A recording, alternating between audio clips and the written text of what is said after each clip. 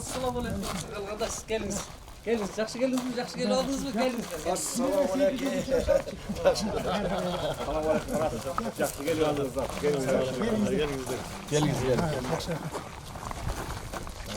Hayır, razıyım. Жақсы келсе еліңізден.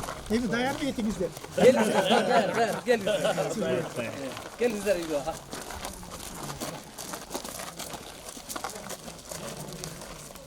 Саламатсыздар, урматтуу замандаштар. Кабар маалымат агенттигинин Санжыра программасын биз бүгүн Ысык-Көл районунун Жаркынбаев айылында өткөрүп жатабыз. Бүгүнкү биздин негизги темабыз бул саяк урусу жөнүндө болмокчу. Өзүңүздөр билесиздер, бул Санжыраны тактап билиш үчүн негизи бөлүп берип жатабыз.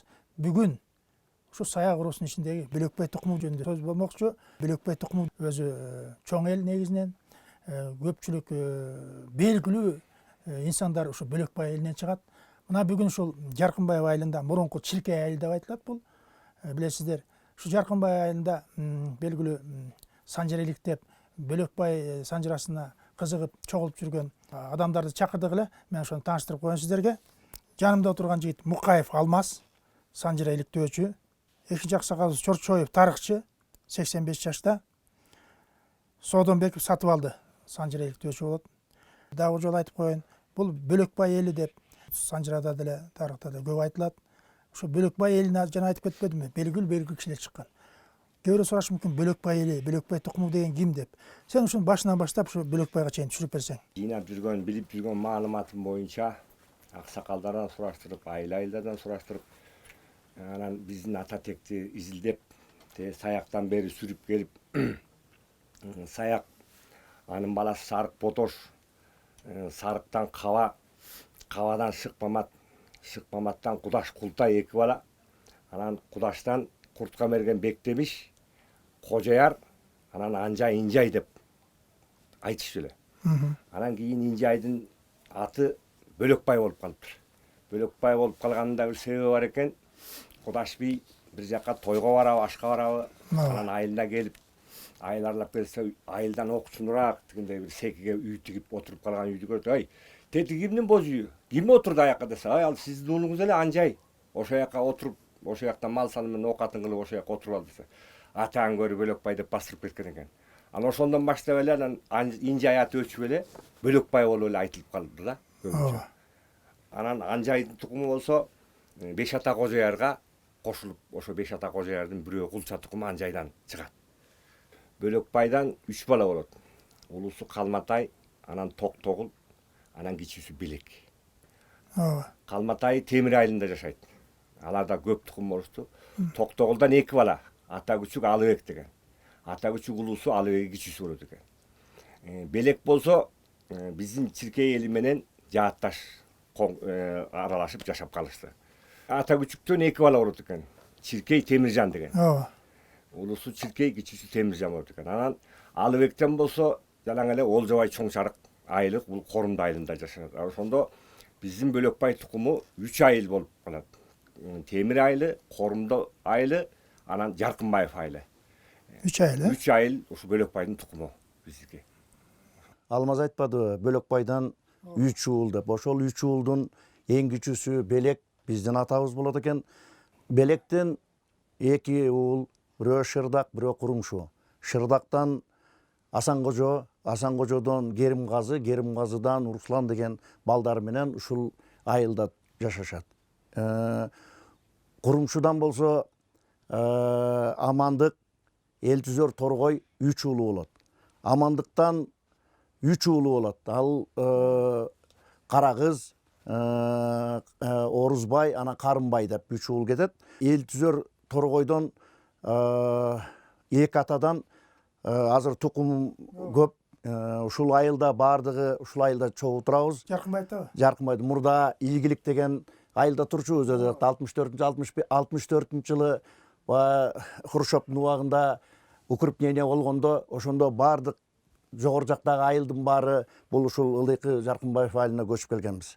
Мына азыр бул жерде бир 170ке жакын түтүн болду. Ошол белек тукум мындай жалпы ууру кичине саны берки уурулардан кичине туугандарыбыздан азыраак.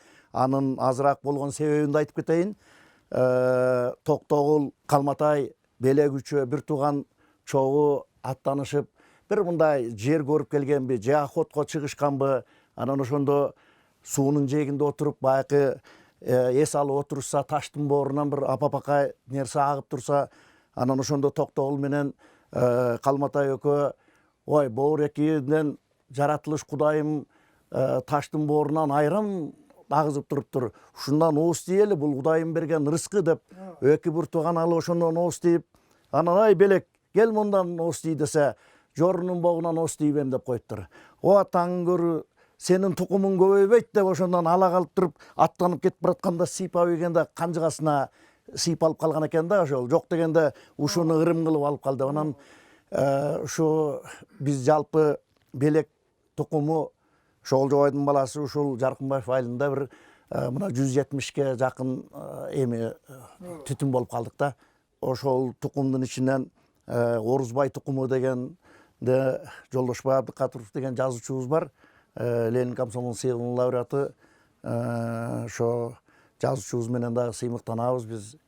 Алыбектен Анабай. Анабайдын аты Чоңчарык. Чалай, Үсен, Азар, Жан бала бул бир тууган. Ал эми Чалайдан Олжобай. Олжобайдын өзүнөн таралган 4 баласы, 5-чи баласы Мол деп коет. Бул бакма бала, калмак. 4 баладан эң улусу Корош, анан Маймөнкө, Маймөнкөдөн 3 бала Абдыбек, Акынбек, Эшимбек деген 3 бек чыккан. Ал эми 3 бектин ичинен Акынбектен Булан деген чыккан. Булан. Ушул жер бүтүн кырчындан баштап тиги Көтмалды деп койчу Ырбачыга чейин ормондун жери болгон. Ормонго ушул Саяктан Албек нааразы болуп, анан бүтүн Саяктын баарын көчүрүп тияка Буга кошулуп кеткен. Анан кийин кайра келгенден кийин жана 5 баланын ичинен Темир деген малданы ошол жанагы Бөлөкбайдын ичинен чыккан Садыр деген Садыратка оңгон киши ошол Темир деген кишини а дегенде 4 жыл Алматыда окуган, андан 8 жыл Темир Молдо деп Ленинградта окуган. Ошол жактан 8 жыл башагы гимназия деп койчу экен. 12 жыл окугандан кийин ошол Темир Молдону Россиянын Кыргыз жерин Кытай менен чектешкен жерин аныкташ үчүн экспедицияга жерге корректор болуп, жаныбарлардын атын, өсүмдүктөрдүн атын ошолорду аныкташ үчүн экспедицияга кошкон. Кошуп, ошонун карамагында Темир Молдо 4 жыл иштеген. Бул архивде бар. Өзүнүн архивде турат. Анан Темир Молдо келип, айылга келип, Молдо болгон. Темир Молдо ошол кезде Искра гезитин, ошол кезде Известия, Правда гезиттерин почта алып келип берип турчу экен. Айылда жашаган. Усуп Молдонун баласы Темир Молдо, Усуп деген. Жана Олжобайдын бир баласы, 4-5 баласы бар дебедимби? Ошонун Усуп дегенин баласы. Анан Темир Молдо молдолук кылып жүрүп өзү муну кандай? Муну көрөлчү деп өзүнүн бир куржуну бар экен. Биздин айылда чоң чарык Олжобай деп коет. Ошол көп молда болгон эле. Абдан көп. Анын атын баарын айтып отурбай эле коеюн. Ошол молдолор бу кандай молда болду экен, темир молда окуп келди 12 жыл. Деп баягы куржунду ачып караса, Маркстин, Энгилистин, Лениндин жана эле о саксайган орустардын сүрөтү жүрөт. Таң көр. 16 жыл жакындап калган. Тияк биягы эл көтөрүлүп дегендей мындай болуп аткан. Анан караса бул орустун молдасы турбайбы? Бу бизди үркүнгө темир молда качпагыла. Элди агитация кылган мына ушу Ширкейге чейин бүтүн Бөлөкбайдын балдар, Бөлөкбайдын балдарын баарына кабар берген. Айланайын качпагыла. Мен орустар менен сону сүйлөшүп берем. Орустар менен эч чатак кылбайт, ушул жерден кетпегиле. Кой деп өзү семиз киши болгон темир молда. Аябай. Кой десе тил албай койгон көпчүлүк бар тең. Кой бул жанагы сүрөттү көрүп алып, бул орустун молдасы турбайбы? Бул бизге оруска кол сал, орустун алдына салып берет турбайбы? Кой деп темир молданан айылдан кетип, бу Темировкага көчүп келген. Темир молда. Билдиңизби? Анан орустук колонизация башталып, Куропаткиндин иниси Иванов деген Оёз, алда губернаторду Оёздун ыйлап койчу экен. Ошо келгенде ошого кат жазып атып, темир молда ошо жактан мына ушул жерди, бу жерлердин көбүн жерин барын 17 карагай тиги бу деп отуруп, ошол темир молда ченетип алган. Темир молда. Анан темир молда айланайындар. Көчпөгүлө. Мен тилим алгыла. Десе болбой анан көчүп, Тарагайга барганда семиз киши экен, күйүгүп, ошол жерден каза болгон. Мына ошол Олжобайдын балдары азыркы кезде Корумду Сөгөттө 6200 киши, же болбосо 2700 түтүн жашап турат. Ал эми тиги Анабай Шырдактан болсо атактуу Кара молда, комузчу, чоң комузчу. Ал эми берки Олжобайдан чыккан чоң комузчу Каптагай деген болгон. Чала кыз. Бу Каптагайдан ушу комузчулук өнөрдү Кара молда менен чала кыз ошондон үйрөнгөн. Булар мына бу илгери ормондун учурунда баары тең жана Албек барлык саяктардын баары тең көчүрүп тиги буга кошкон да. Кошкондон кийин анан кийин аякта 40 жыл жашап, анан кийин барлык тиги Боронбайыңды өлүп, Чыныбай, Балбайыңды өлүп, бүтүн болгон баары тең өлүп, анан бийлик Нурдөөлөт батырга тийген. Чулумдун баласы 5 ата бакачы деп коет. Ошол келип мына ушул жерде бу эмеде турган, Өрүктүдө. Анан келип ушул жерге келип Өрүктүгө келип анан кой. Бу жердин Ысык көлдүн эми саяк жана бугу менен Сарбагыштын салгачына саяк бытычыды чыккан. Бир бөлүгү Челекке качып кеткен. Бир бөлүгү Бокотой Барак мисалын Челекте жашаган. Бир бөлүгү Нарынга кирип кеткен. Бир бөлүгү тиякта, биякта болгон. Анан Нурдөөлөт барынан чыкырган. Келгиле айланайындар.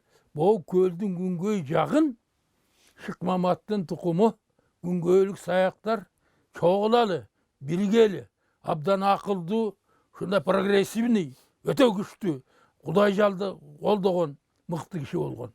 Анан ошентип анан баарын чыкырган. Ал эми Садыр аке, анда аты чыга элек. Садыр аке, бул өзү акылдуу киши болсо керек, жана бугу менен Сарбагыш салгылашып атканда, кой менин элим бу кыргынга учурабасын деп 5 ата кожоярды 70 түтүнгө жакын ушу элди текеске көчүрүп кеткен. Анан кой деп ошол Садырдын үйүнө жөн эле жигит болуп, Садыр Нурдөөлөттүн үйүндө жигит болуп жүргөн. Ошондон анан кийин бу Кытайдан келген, Кытайдан дейм да, Казактан келген бир касиеттүү бир киши келип анан ким уктап жатканда көрүп, анан кийин бу бала касиеттүү бала деп Садырды айткан. Ошонун тилеги менен анан Садырды мен болгон 2 жыл Садыр болуш болгон. Анан кийин кой мен ордума ошону болуштукка садырды болуш кыяйын дегенде ошол мезгилде катуу ооруп калат, давление менен ооруп калат.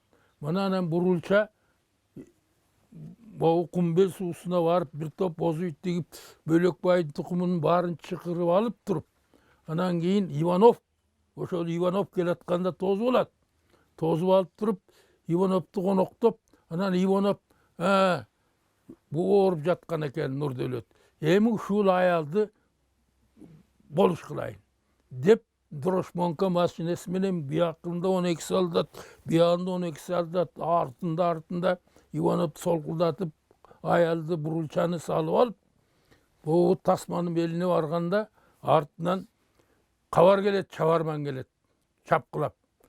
Ой, Нурдөөлөт каза болуп калды деп. Ошону менен келет, анан айтып жүрчү эле деп, анан кийин Садыр экени чакырып келип, анан болуш болот 2 жыл. Садыр келип туруп, так Сөгөттүгө барып туруп конот, Сөгөттүнүн суусунун боюна конот. Садырдын кыштоосу деген кыштоо бар. Ал эми Буланды айтат, эй Булан кел. Кенжебай айтат, эң билермандары Кенжебай менен Булан. Буландан кел бер жака. Бул көлдүн жээгин күнгөйүн ээлеп калалы. Башка бирөө келип ээлеп кетет. Келгиле десе, анан кийин Булан макул болот, ай мен өзүм элим начарыраак жарды. Тетиги эмеден ары карай, Ак суудан ары карай Каргалың жайт. Ага менин элим туруштук бере албайт. Мен кургак жерге барайын деп Кабыргага барып жашап калган. Ошол жерде Чала кызда төрөлгөн 1889 жылы, 1884 жылы Карамолдодо ошол жерде төрөлгөн. Анан Булан Садыр кел деген, анан кийин барып, эй Садыр дейт. Давай эми сен мени тууган кылып алам десең, бооруң оосоң сен ары азыркы Ак суудан ары карай сен ары кет. Өзүң 5 ата кожо айрыңды алып алып. Мен ушул жака келейин, Кабыргага келейин. Сен эме, мен эми бу Сөгөттүгө келейин, Корум Сөгөттүгө туугандарым көчүрүп келейин дегенде, Айкөлдүк менен Садыр бошотуп, мына Садыр акенин баягы жылы эметпедикпи, көчүп кетет. Ата Күчүккө келдик. Ата Күчүк Алыбек 2 бир тууган дедик, Токтогулдун баласы. Анан Ата Күчүктөн Чиркей менен Темиржан. Темиржан өзү жоокер, кыйын киши болгон экен. Ал кишинин тукумдары азыр өтө аз болуп, бирден бала болуп келатып, азыр бир 5 түтүндөй Темиржан бар. Жаркынбайдабы? Ооба, Жаркынбайда. Анан калган Чиркейдин 4 баласы болот. Улусу Үкүтай, андан кийин Акбай, анан Арбото, анан Төлөк деген 4 баласы болот Чиркейдин. Ошол Үкүтай деле бир 200-150дөй түтүн болуп калды. Акбай деле бир 70-80дөй түтүн болуп калды. Арботосу да 100дөн ашты.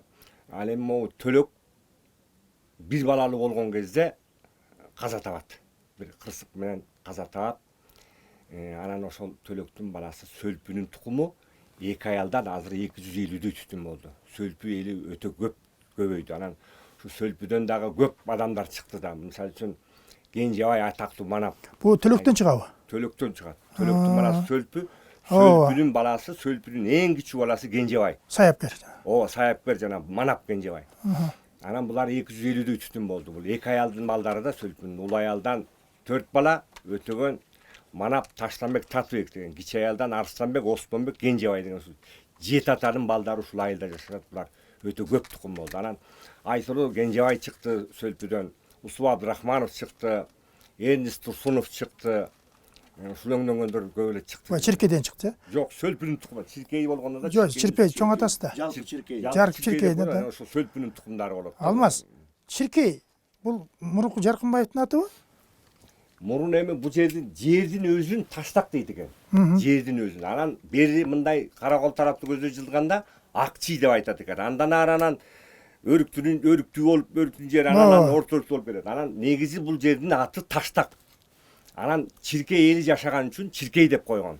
Чиркейде. Ата Таштак аты да айтылып жүрчү, Чиркей аты да айтылып жүрчү. Анан кийин орустун доорунда, Мамлекет Союздун доорунда ошо Таштак атын өзгөртүп Каменка кылышпадыбы? Ооба. Анан биз Каменканы өзгөртүп, анан биздин айылдан чыккан Казак Жаркынбаев деген баатырдын атынан Жаркынбаев айылы болуп калды. Азыр ушул Жаркынбаев айылында жашап турушат. Жакшы. Аксакал сизге жана Булан жөнүндө айтып кетпедиңизби? Булан өзү кимдин баласы?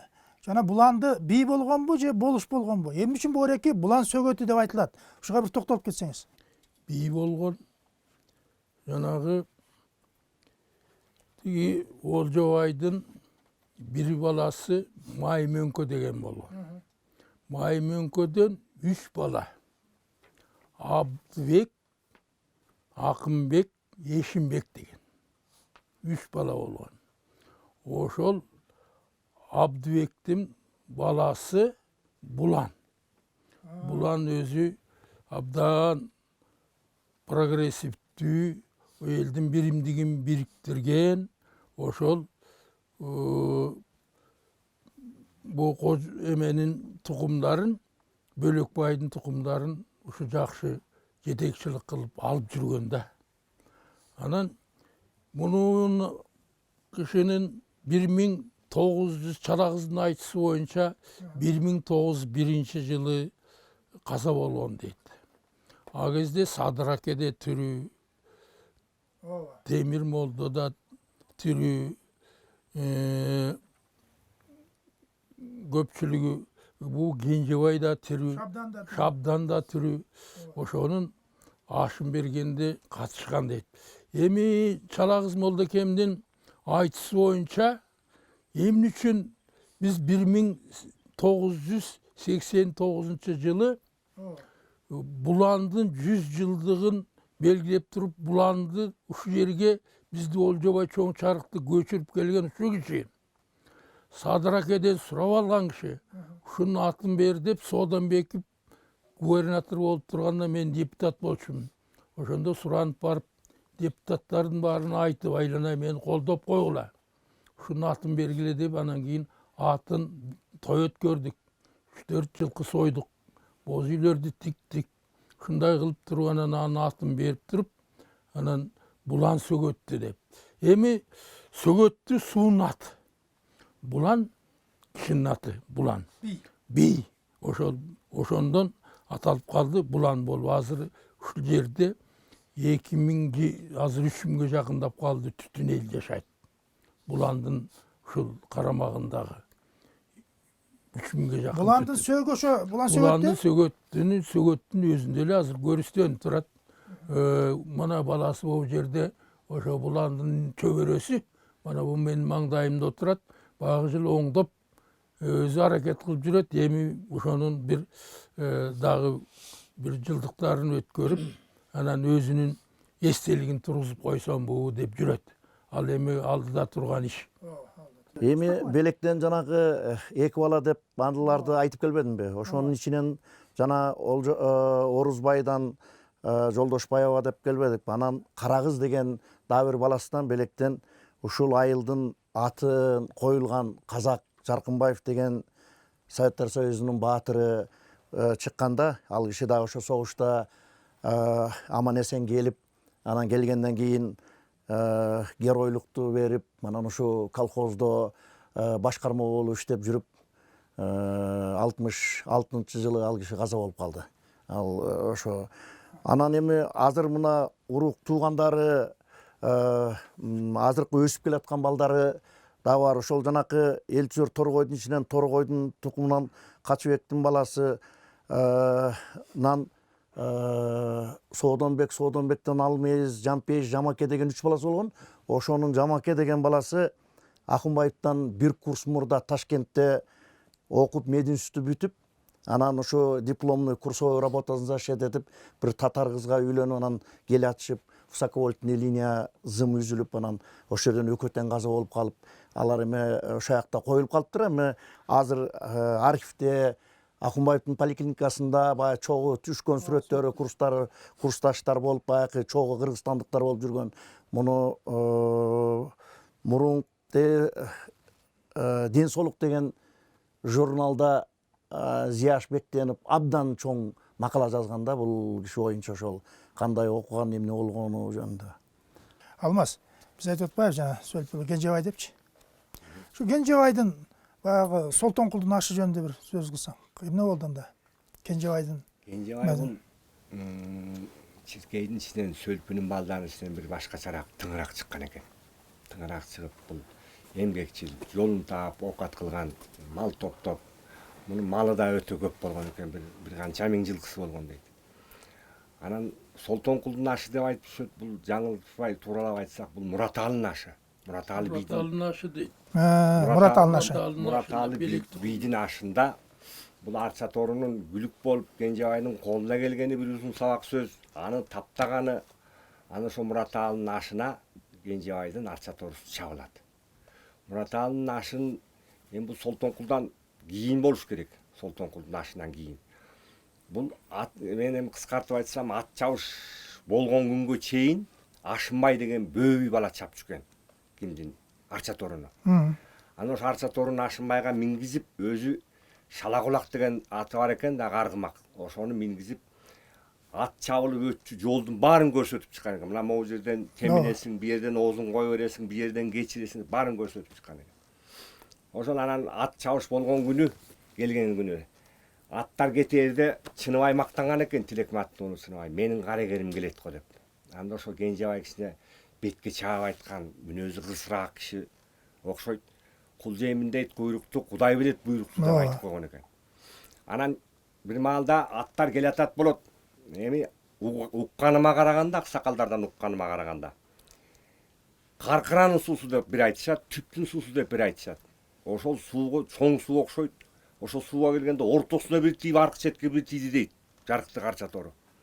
Анан Арча тору келип биринчи байгени алгандан кийин бир улакты садага чабат. Садага чаап соет, баабедин кылып, түлөө кылып. Ошол улактын боору бышканда экинчи Чыныбайдын аты келген экен. Анан миңге толбой аткан экен ал. Жылкычы, байгеге 1000 жылкы саят. Миңге толбой атканда Кенжебай айтат экен, ой белектер, миң деп чаба бергиле. Байге өзүңөрдө калат деп. Анан баягы Арча тору келип, байге алды, Шык Мамат деп уран чакырып келди дейт. Анан баары эле Кенжебайды тегелектеп опур-топур болуп, Кенжеке соогат бериңиз дегенде, Ашынбайга айтат дейт, тетиги бир жерде бышыны кармап кал.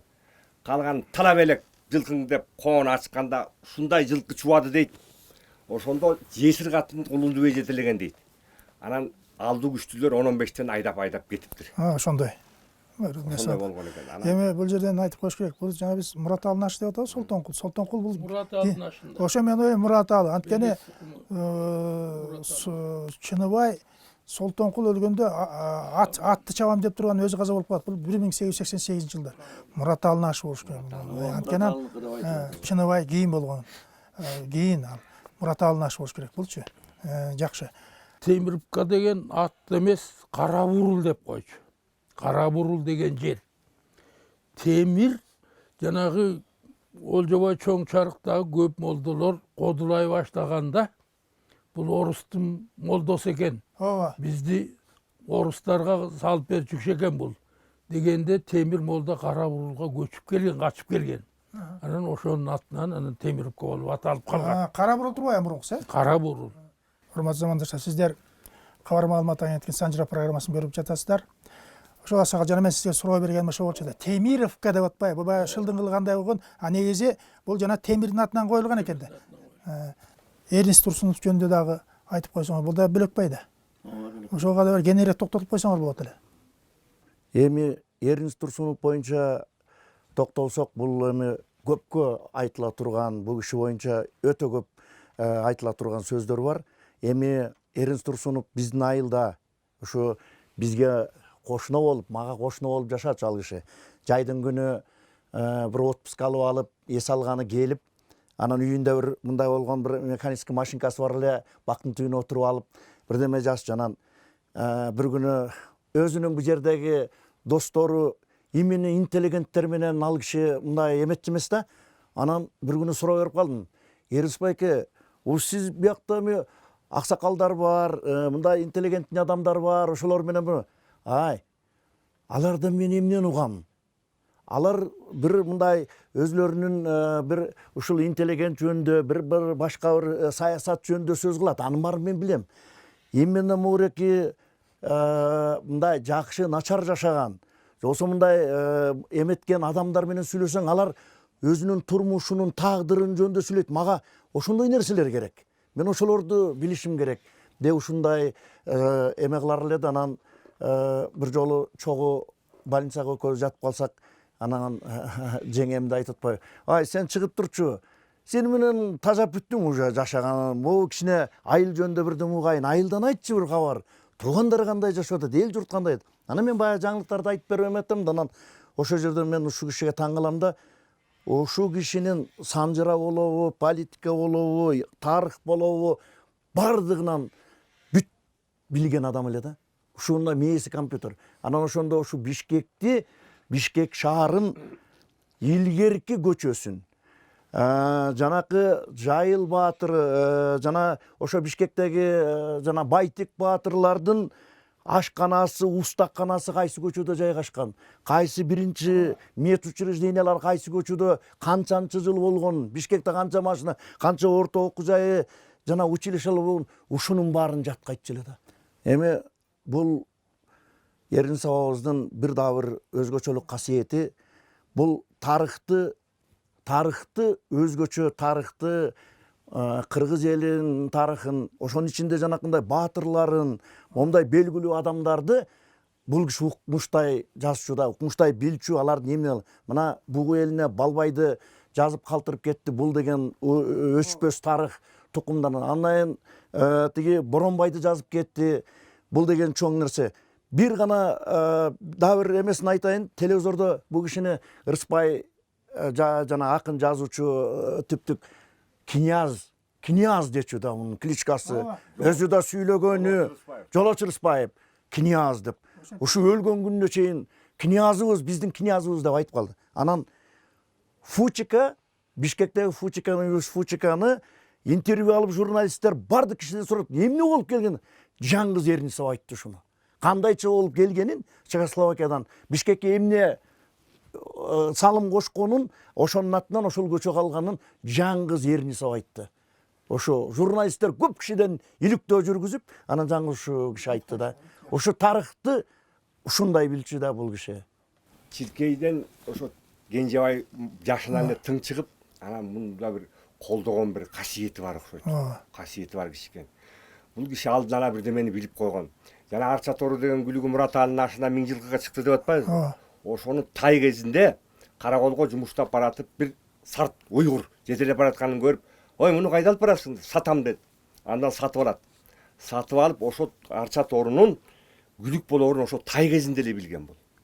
Муну эми айтып отурса көп сөз. Анан дагы ары бери басырып өтүп баратса бир балдар ылайчылап кыш куюп аткан экен. Келип, "Эмне кылып атасың?" "Ылайчылап атасың." "Жакшы. Ким куйдуруп атат?" "Эмне кылып атасың?" десе, "Өмүралы молдо мечит салдырам деп атат, намазкана. Ошону куюп атабыз аксакал" дешти. "Жакшы. Эми бул суранып калыптыр, куя бергилем. Бирок өзгөрүнүн өзү казып атканга жарыктык" деп бастырып кеткен дейт. 10-11 жылы жер титиреп, ошол ылайдан, ошол эмеден куйган там Өмүралы молдону басып өлүп атпайбы? Өзүн басып калган да. Өзүн басып калганда. Кенжебай өлөт 1903 жылы. Өлөт. Анын Кенжебайдын эми окуялары көп, мынтип айтып отурса.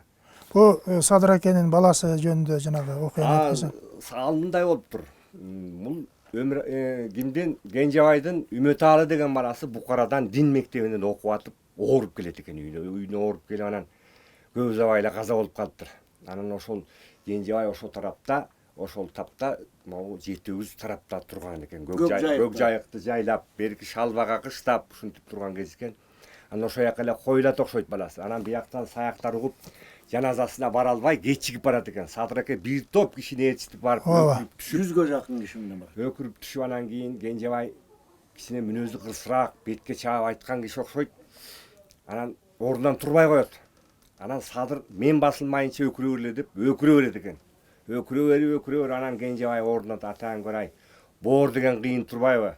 Кой эми басылгыла, киргилем, болдугула деп өзү токтотуп, анан ал күнү өргүп, конок болушуп, анан эртең менен аттанып атып Садыр айткан экен: "Кенжеке, белек ичинде жүрүп эле белек болуп кетмек белең. Күнгөйлөп бизге жакындап кел айылың менен.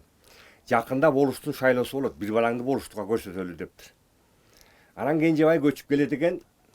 Анан могу көт малды да аксакал айтканда ошол жакта бир шайлоо болуп, Садыр экенин Карабек деген баласы өтүп кетти ооба эмеге болуштукка.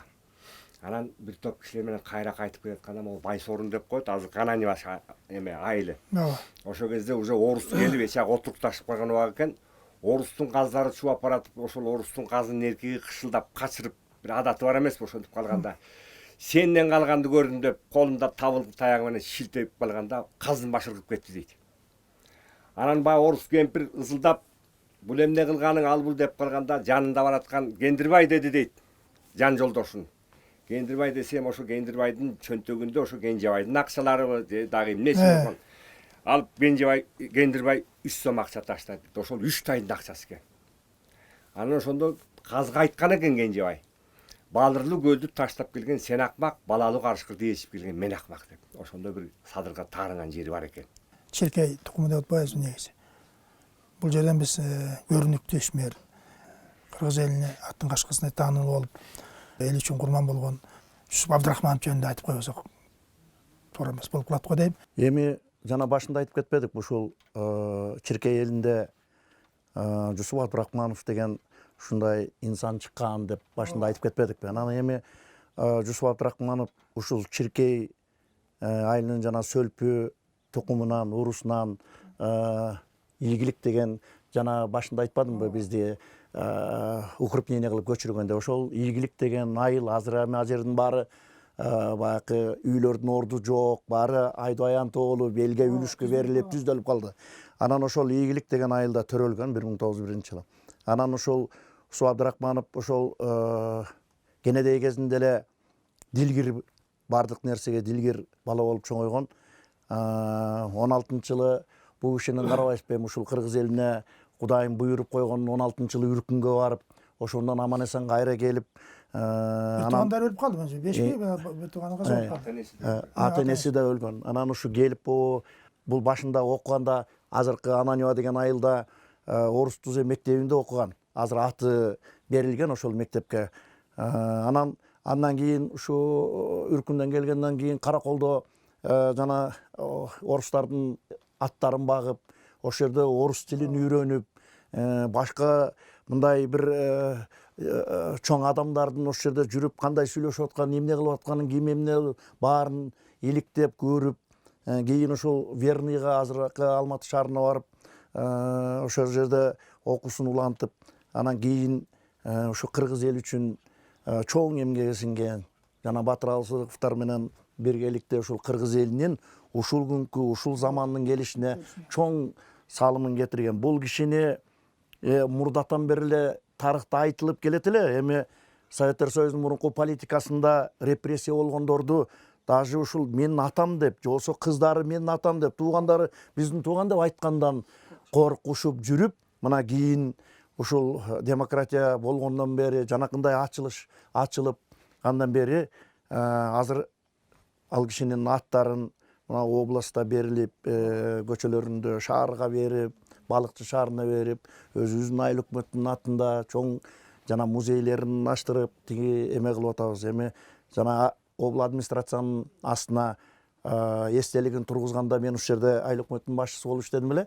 Мага ошондо ушундай задание коюлган, акимият тарабынан ошол жерге эстелик коелу депчи. Анан Бишкекке барып, ошо кандай киши эле сүрөтүндө өтө көп мындай эмеси берилбептир да. Баягы военный форма менен бир сүрөтү, анан тебетеги менен бир мындай чапке менен түшкөн сүрөтүн табып, анан Бишкекке барып ошол скульпторлор менен кеңешип, анан алар баягы Калининдин, Ворошиловдун, тиги чоң орустардын чоң чиновниктеринин эстеликтеринин, то есть ошолордун бир митингде сүйлөгөн сөздөрүнүн баарын карап отуруп, анан ошого өзүбүздүн ушул кыргыздын менталитетине жарашыктуу кийим менен ошо элге эмете тургандай кылып эстелик ачып ушундай койдук. Мына эми чындыгында биз ал киши менен биз Черкей эли өтө сыймыктанабыз, өтө сыймыктанабыз.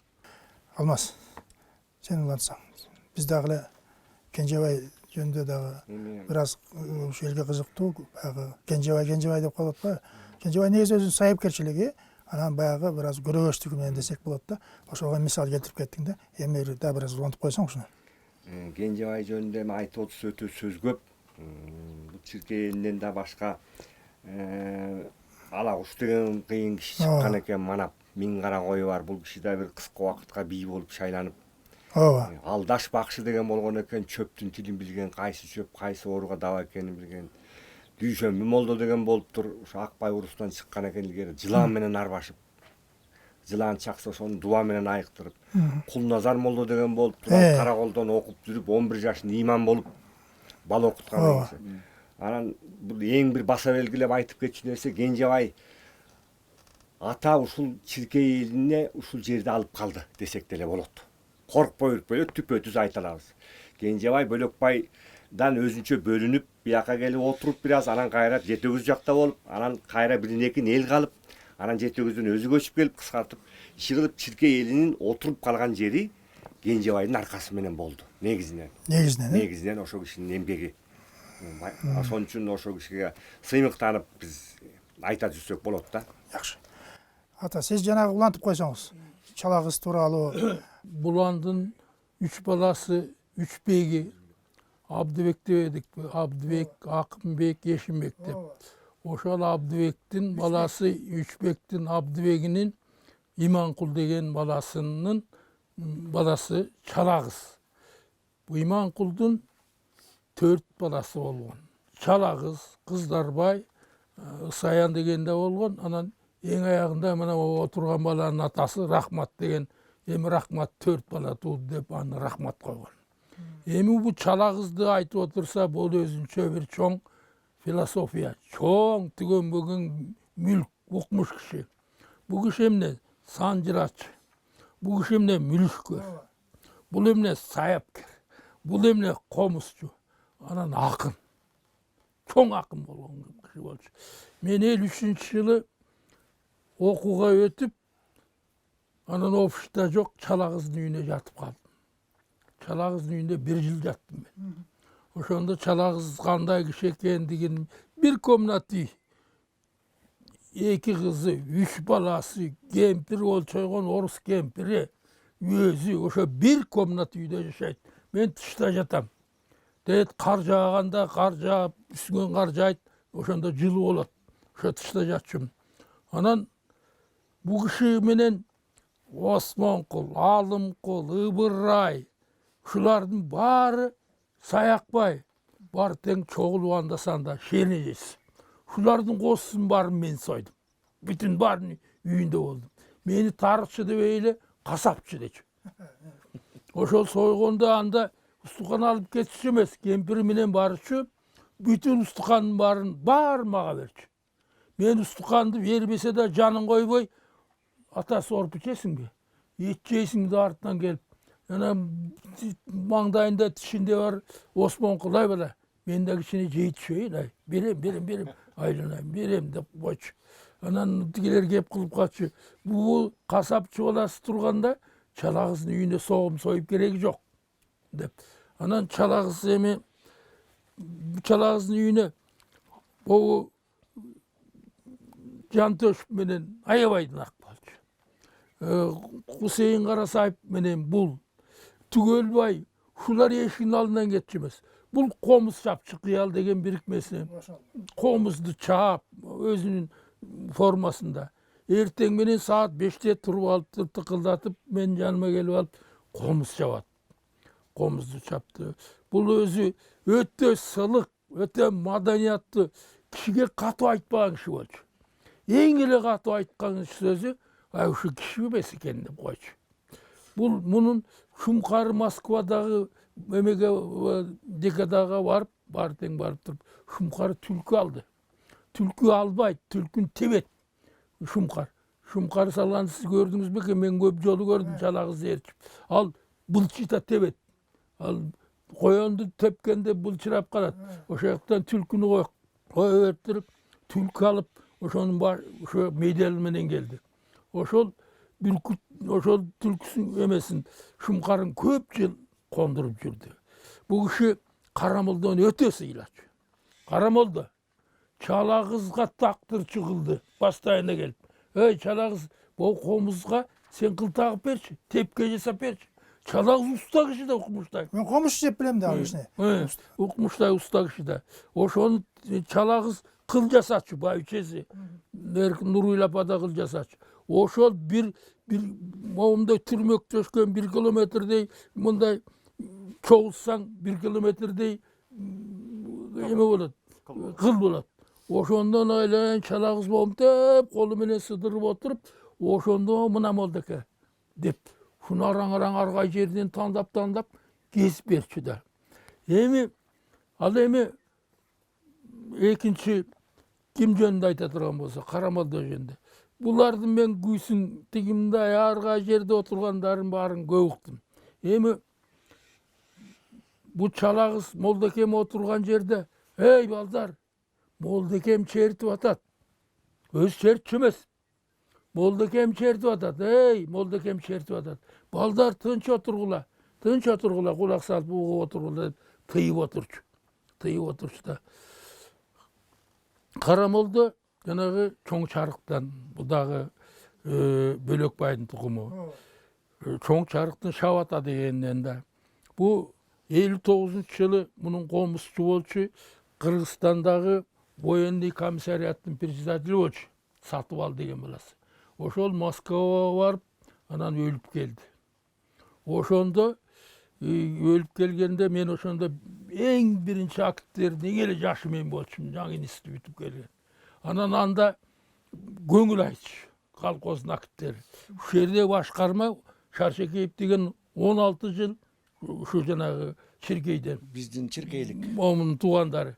Oşol bizde başkarma oldu 16 yıl. Oşol vakitlerin bарын koşup anan keyin Moldakem'e göngül aytıştı. Anan oşonda Moldakem akırkı şu iki günden beri şu güğünün bir yeri şu gelip bile atat dep dünya degen güç oşolda en ayak. Keyin Moldakem oşol Karamoldo şulu güğünü Jaman komuz menen çertip koydun. Özü kapa olup жүрдü. Asırkı жазda dünya degen güçün çertet, barten çertip çöşet ondan yürün. Şul güğünü özünde kıla albay koydum. Atan gör tiyaka barıp naçar komuz menen çertip жазını şunda berdim dep. 1960 yılı Toğuluk Moldo'nun 100 yıldığı oldu. Deyet ad başı Akdalada. O şerge 100 üytü geldi. 100 yılkı soydu. 100 koy soydu. Ağır bir çağırma birden boz itik vardı. Men birinci görüşüm bundaydı. Oşoğa men oşayaktı seçim bardım. Men Karamoldo gelerim bilçemesmin. Karamoldo oşağa gelerim. Anan avuşkalar, digi bular. Yatan şu Karamoldo'nu bir görsek bolot ile. Yatan kanday kişi bu deyişi bile tamışanı şöyle. Bazarbayev degen şu men kolkozun başkarması bolçu. Kadırakun degen. Anan surap koydu, ay sen çoң çarıkmın, ol joba çoң çarıkmın dep jüresin. Karamoldo'nu tanıysın mı? Yani al meni basa kalat alın balasınday görün. Ben anı үйde kança jolu boldu. Kosun soyup berdim, konogum sattım. Yürü çay dep anan keyin barıp uzattı. Çoң bir boz үйge barsak Karamoldo oturuptur. Kımız içip. Anan gilem salıp koyuptur. Oşa aktarların üye eken. Anan teti Karamoldo dedim. Anan teti murdu getiregen kişi dedi. O dedim. Oranın tigi Kadırak'ın ergişi bolçu da. Çeşinip barılı menin atamdı bu yerge oturguzup alasınlar siler. Devli aylayın barıp çepkenin kolunu alıp komuzunu alıp özümün atam özümün үйüne gelip çertette bilen jeteli. Jeteli o ayılına geldi. Bağır tenkti. Tigi Narın rayonunun raykom sekretari Şadmant degen var, o tigimnisi var, o Suranova degen Komünizm kolkozunun başı, Dayır Akınt degen başkarması. Oşolordun barın ilenen oturat birön tanıbaydı Karamoldo. Angrayı öyle. Ona benden suraydı. Oy bu kim deydi? Oy Kadırakun kim dedi? Ben çoң çarık Bazarbay'dın balasım dep koydu. Ona benden suraydı. Oy çoң çarık Bazarbay degen joğulu bu kaydagı neme deydi? Oy ana en bargan dugası dedi. Geldi. Gelip oturup anan Kadırakun diginisinde bayraykom sekretarında çoң çarık deydi. Digi katının dele çoң çarık deydi. Barın. Karamoldo taң kalıp menen uşunda menen alıp geldim siz dese o yamalın aylan. Oşa taң atkança gün batkandan таң атқанша чертті қолымыз. Чертті. Ошонда ертең менен ел очерет менен туруп колун үйүп атат. Үйдү жайдактап жиберди. Турдугун үзүгүн алды. Сыртында бир 1000 киши отурду. Ошондон келип, анан сокур чеги болуп, анан барып каза болуп калды да. Ушундай укмуш киши болчу. Жакшы айттыңыз. Мен жанакы сайыпкерлик боюнча бул кишиге кошумчалап кетейин. Биздин айылда дагы Байзак деген абышка Санжыраны ушундай айтчу эле да, ал кишинин эми көп жыл болду, көз өтүп кетти, даже биз ал киши менен баарлашпай калдык. Ошонун баласы Шоңур деген киши болду. Бул ушул Чиркей айылынан Үкүтай деген уурунун атасы да эми. Анан ошол киши ушундай сайыпкер киши эле да, өзүнүн бою да кичинекей, сакалы бар, чочо сакал, мындай бою кичинекей адам эле да. Анан ушул биздин совхоздун бир Кара Жорго деген жоргосу бар эле. Анан ошол киши өзү таптап, өзү минип эметер эле. Анан ушул чоң эме болуп, Бишкекте бир чоң майрам болуп, ушундай Кыргызстандын бир 50 жылдыгы эле, 40 жылдыгы эле. Анан ошондо ошол жоргону алып барып өзү чаап, биринчи месттен алып, анан ошол кезде Финляндиянын президенти Кекканен келип катышып, өзү трибунадан келип ошол абышка менен кучакташып, ушундай баягы абышканын биринчи мест алганына таң калыштуу менен келип, өзү вручать этип, сүрөткө түшкөн сүрөтү чоң портрет кылып, азыркы Чүй проспектиси менен Советскийдин кесилишинде биз студент кезде элек бир 2 жыл 3 жыл илинип турдук. Бул эже тетиги 76 жылдары да. Анан ошол эки кишинин аты жоргосу эмгиче мына бүт Кыргызстан даңазалы болуп көрүп жүрөт. Жана Чолпонтанын бер жагында баягы бак бар го, туннель деген бак бар, азыр эми жоголбоду. Ошонун жанында Таттуу Турсунбаева Кызыл Айгырды Сүймөнкул Чокморов ошол Шоңур абышканын кара жоргосу менен жарышып келатканы ушунгө чейин телевизордон берип турат, Ошол турбайбы, Ошол абышкан. Мен ошол жерде болгом да, ошону тартып аткан. Мына ошол биздин айылды жана Шоңур абышканын таптаган жоргосу эле. Алмаз, биз жанагы Белек, Токтогул, Калматай деп атпайбызбы? Калматайды баягы Белек, Токтогулду бир аз айтып өттүк. Калматайга бир түшүрүп болду түшүрүп, ошондо белгилүү кишилер, жанагы жашаган элдердин аталыктардын үй бүлөсү канча тукум жашайт, ошону бир кыскача айтып койсоң. Бөлөкбайдын улуу баласы Калматай деп едикпи? Ооба. Ошо Калматай айылы азыр могу Темир айылында жашашат, Калматай эли. Булар негизи Калматайдан 2 бала тарайт экен. Атабай Кедей деген 2 бала болду. Атабайдан Түлөберди Мамат. Түлөбердин Сарт деген жалгыз эле баласы бар экен. Маматтан Досой, Бакшан, Беке, Шана деген балдар. Кедейден болсо Сатыбалды Туумагашка. Анан Ата киши деген. Ушул Туумагашкадан Кожук тарайт. Ооба. Эми булардын баарынан тукумдар бар. Булар көп эл болду. Чоң айыл болду.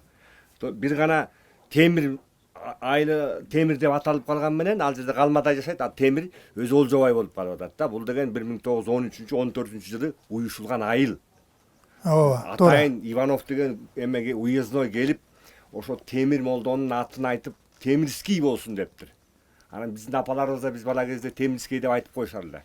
Анан ошондон азыр ушул тапка чейин Темир айылында Калматай эли жашайт. Булар көп тукум болду. Ооба. Чоң айылда.